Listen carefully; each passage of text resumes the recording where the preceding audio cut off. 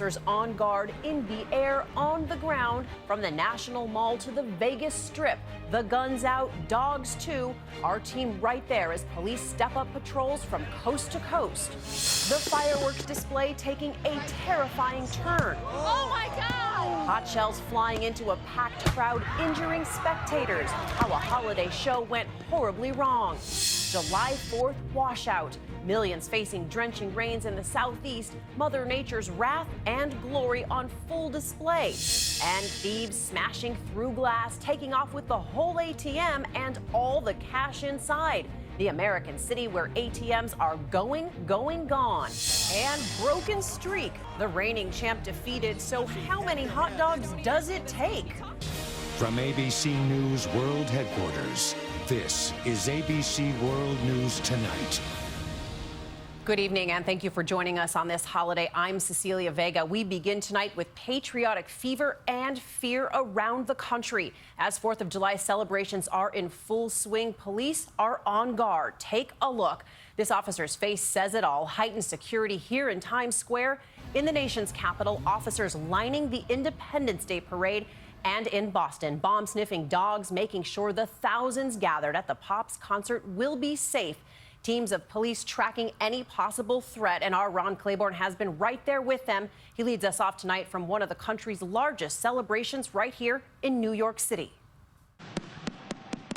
This holiday weekend, crowds gathering to watch fireworks, enjoy a parade, take in a ball game, under the shadow of heightened concerns about the possibility of a terror attack. Already heavily armed squadrons of police deployed to city streets and at national monuments. But of course, anywhere is a potential target. ABC's Karen Travers is in the nation's capital. A heavy security presence here on the National Mall. 11 checkpoints just like this one. If you want to get a good spot for the concert or fireworks, your bags will be checked and anything suspicious will be confiscated. This as Homeland Security and the FBI warn holiday celebrations remain an attractive target. In New York City, 7,000 extra police have been placed on duty. Our operating premise is that we are the target. So what are you, the NYPD, doing in response to this potential threat we're looking at? So that's a very good question. We are on patrol on land, on the water and in the air. Now, law enforcement and Homeland Security say there is no specific credible threat, and they're advising Americans to go about their normal lives. Just be a little extra vigilant this holiday weekend. Cecilia? Ron, thank you. And as millions of Americans head out to enjoy tonight's fireworks, investigators are still trying to determine how a display in Colorado went horribly wrong. Fireworks flying directly into a crowd of thousands, injuring spectators. ABC's Candace Gibson reports. Star-spangled danger at this Colorado fireworks show. Up to 20,000 spectators gathered for the annual Avon holiday display last night when this happens. The rockets shooting toward the crowd instead of the sky after a rack of shells tipped over during the show. At least 9 people injured. A similar incident 2 years ago north of LA, injuring 36 people. Oh my God! The fireworks hitting spectators like shrapnel. It's the nightmare pyrotechnic expert H.H. Hansen is hoping to avoid tonight as he makes safety checks ahead of the Rose Bowl celebration. Well, obviously it's fairly disastrous for the whole industry. You know, we all suffer when there's a tragic accident like that. It's not just big displays, individual fireworks causing serious damage as well. Most injuries occurring to the hands and facial area. Eye injuries have even doubled in the last few years.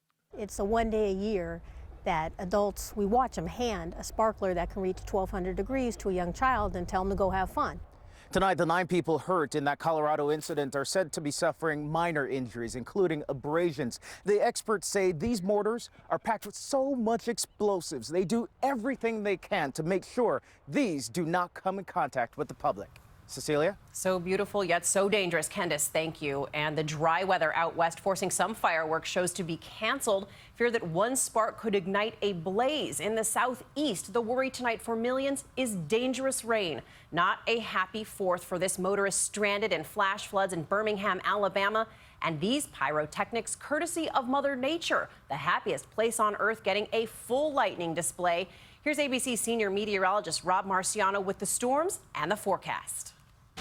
a holiday super soaker as strong storms pound the South this weekend. Residents near Birmingham, Alabama, waking up to life-threatening flooding. Roads and cars swamped. This apartment complex in Homewood inundated. Police and fire rescue teams helping residents get out. And widespread flooding in northern Mississippi. Roads, parks, and restaurants underwater. The town of New Albany approaching a foot of rain in less than 48 hours. In the West, it's the lack of rain, plus record heat and 4th of July celebrations producing wildfires, the latest in eastern Washington. The way it raced past us was absolutely incredible. 50 homes forced to evacuate in Springdale. Over 500 acres burned, the fire sparked by fireworks. In California, the drought causing communities across the state to cancel their public fireworks. And this afternoon, thunderstorms in Washington, D.C. forcing the evacuation of a Foo Fighters concert at RFK Stadium. Historically, July produces the most lightning casualties in America. And Rob's here now. All right, break it down. Who's on the unlucky end and doesn't get to see the fireworks tonight? There's some heavy rain across parts of the Gulf Coast. Let's show you the map. This looks worse than it is. There'll be some spots of some clear skies across the southeast where you'll get to see some of the fireworks, but the northeast is clearing out, thankfully. The northerns here, some severe storms there and some storms in the Intermountain West. The severe storm is going to fire again tomorrow, I think, across parts of South Dakota, so we'll watch that for large hail, maybe some tornadoes. And we're watching this western heat, especially across the Pacific Northwest.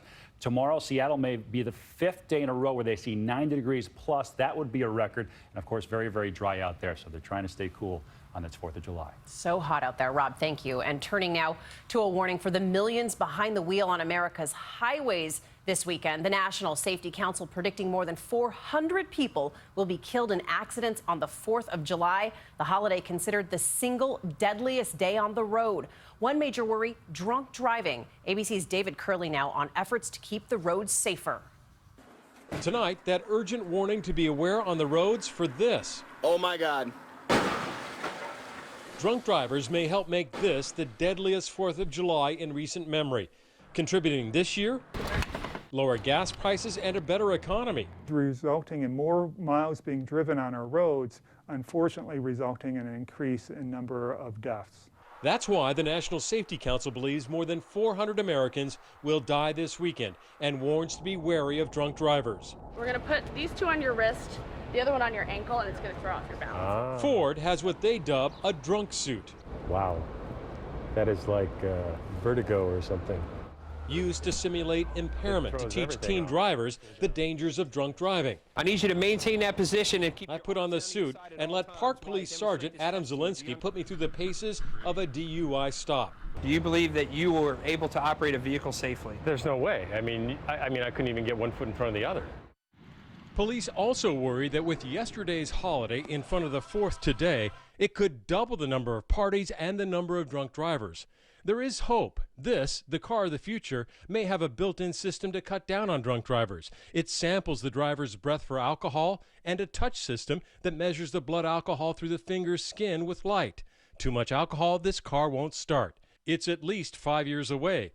David Curley, ABC News, Washington.